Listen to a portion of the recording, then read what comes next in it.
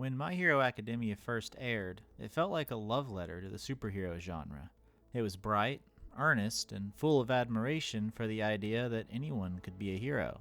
Izuku Midoriya, or Deku, was the perfect vessel for that optimism.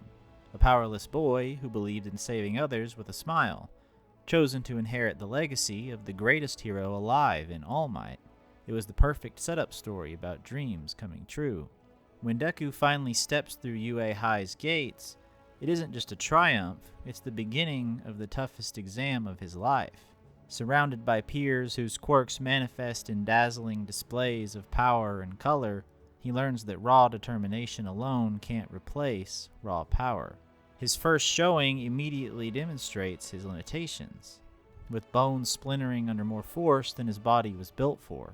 It's here that Deku begins to catalog not only the strength of his classmates, but his own limits, forging the blueprint of what One for All will require, far beyond just brute force.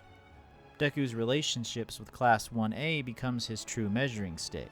Bakugo's relentless drive forces him to face self-doubt head-on, while Ochako's unwavering encouragement and Ida's principled resolve show him that heroism is never a solo act. Their laughter, challenges, and genuine care break down his fear of failure, forging a bond that presses him to rise, not for glory, but for the people who believe in him. Yet beneath this unity, a seed of solitary determination also takes root, quietly foreshadowing a day where he may feel compelled to shoulder the burdens of the world alone. And as the series approached the later stages, the world Deku once idolized began to fracture. Hero society buckled under its own contradictions, and Deku himself was no longer the wide-eyed boy chasing a dream. He became a weapon, a symbol in his own right, and a young man grappling with the cost of becoming what he once worshipped, and the cost of pursuing that very same dream. In those previously discussed early seasons, Deku's notebooks overflowed with hero stats, quirk mechanics with its various interactions, and battle tactics and how he may incorporate them.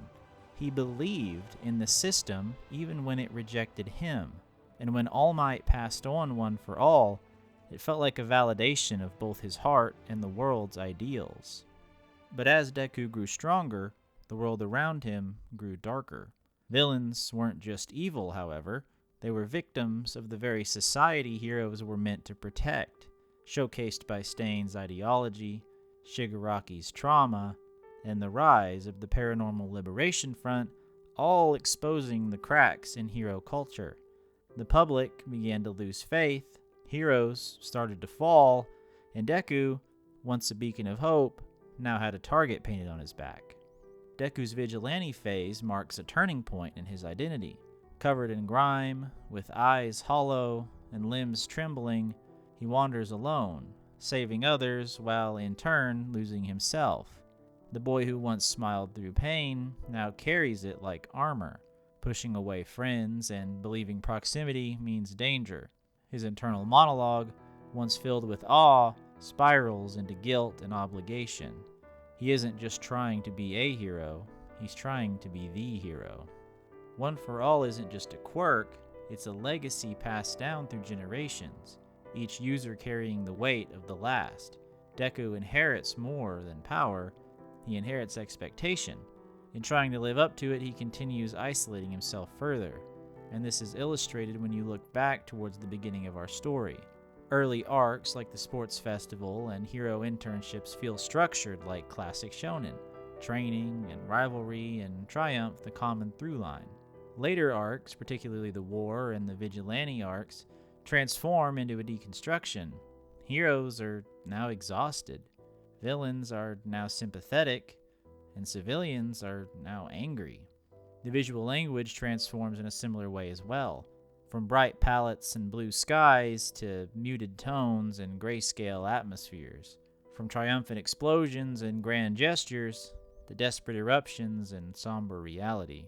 It's no longer about simply winning, it's now about surviving. And as Deku grapples with this ever-darkening world, he reaches his breaking point.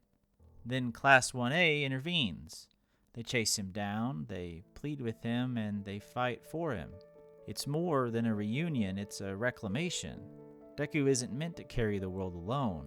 He's not All Might, and he's not a god.